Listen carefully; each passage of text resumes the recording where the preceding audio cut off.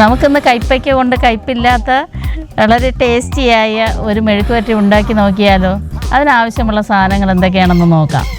കയ്പ്പയ്ക്ക, സവാള, വെണ്ടയ്ക്ക, പച്ചമുളക്, കറിവേപ്പില, കടുക്, ഉപ്പ്, മഞ്ഞൾപ്പൊടി, മുളക് പൊടി, ആവശ്യത്തിന് വെളിച്ചെണ്ണ. ഇത്രയാണ് ഇതിനാവശ്യമുള്ള സാധനങ്ങൾ. ഇത് പണ്ട് എൻ്റെ അമ്മ പറഞ്ഞു തന്ന ഒരു മെഴുക്ക് വരട്ടിയാണ്. സാധാരണ കയ്പ്പയ്ക്ക എന്ന് പറയുമ്പോൾ തന്നെ ഭയങ്കര കയ്പ്പാണ്, ആരും കഴിക്കില്ല. പക്ഷേ ഇങ്ങനെ ഒന്ന് ഉണ്ടാക്കി നോക്കിയാൽ നമുക്ക് വളരെ ടേസ്റ്റിയായി ഇത് കഴിക്കാൻ പറ്റുന്നതാണ്. നമുക്കിനി അത് തയ്യാറാക്കാം.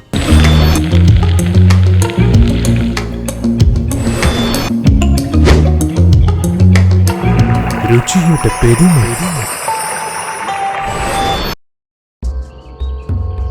ചട്ടി ചൂടായി വന്നിട്ടുണ്ട്. ഇനി നമുക്ക് ഇതിലേക്ക് ആവശ്യമുള്ള എണ്ണ ചേർത്ത് കൊടുക്കാം. കടുകിട്ട് കൊടുക്കാം. ഇനി അതിലേക്ക് കറിവേപ്പില ഇട്ട് കൊടുക്കാം. ഇനി അതിലേക്ക് അരിഞ്ഞു വെച്ചിരിക്കുന്ന സവാള, വെണ്ടയ്ക്ക,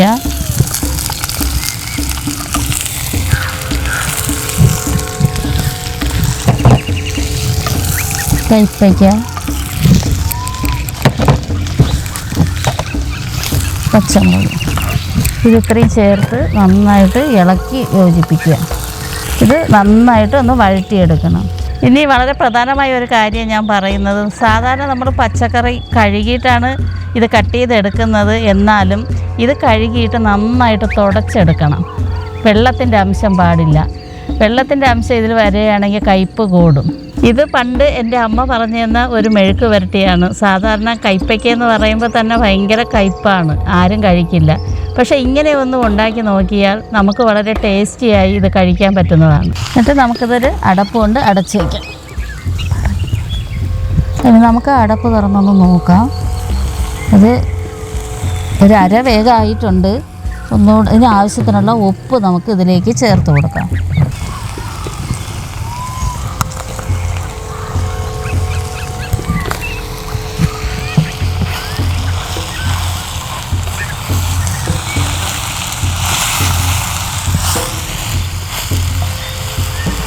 ഞാനിവിടെ കയ്പ്പയ്ക്ക നീളത്തിലാണ് കട്ട് ചെയ്ത് എടുത്തിരിക്കുന്നത്. വട്ടത്തിലും കട്ട് ചെയ്ത് എടുക്കാറുണ്ട്, പക്ഷേ നീളത്തിൽ കട്ട് ചെയ്ത് എടുക്കുമ്പോഴാണ് ടേസ്റ്റ് കൂടുതൽ. ഇനി നമുക്ക് അടപ്പെടുത്ത് നോക്കാം. ഏതാണ്ട് വെന്ത് വന്നിട്ടുണ്ട്.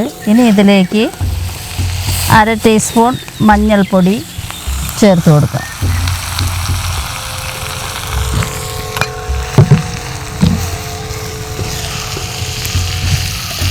ഇത് നന്നായിട്ട് ഇളക്കി യോജിപ്പിക്കുക.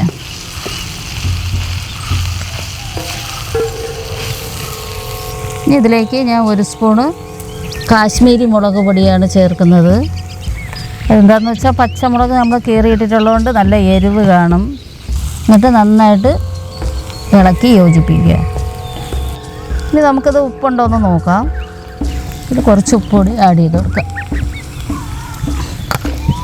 ഇത് സാധാരണ നമ്മൾ കയ്പ്പയ്ക്ക കറി വയ്ക്കാൻ അല്ലെങ്കിൽ മെഴുക്ക് വരട്ടാൻ എടുക്കുമ്പോൾ നല്ല കയ്പ്പ് തോന്നാറുണ്ട്.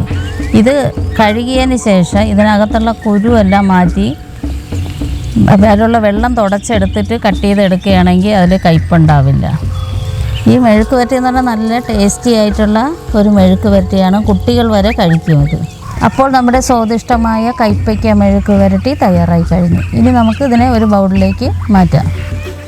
കയ്പ്പ് കാരണം ഇതുവരെ കയ്പ്പയ്ക്ക കഴിക്കാത്തവർക്ക് ഈ രീതിയിലൊന്ന് തയ്യാറാക്കി നോക്കൂ. തീർച്ചയായിട്ടും അവർക്ക് ഇഷ്ടപ്പെടും. നിങ്ങളിതൊന്ന് വീട്ടിൽ തയ്യാറാക്കി നോക്കൂ. ഇഷ്ടപ്പെട്ടാൽ ഈ വീഡിയോയ്ക്ക് താഴെ കമൻറ്റ് ചെയ്യാൻ മറക്കരുതേ. അടുത്തൊരു വിഭവവുമായി വീണ്ടും വരാം. രുചിയുടെ പെരുമ.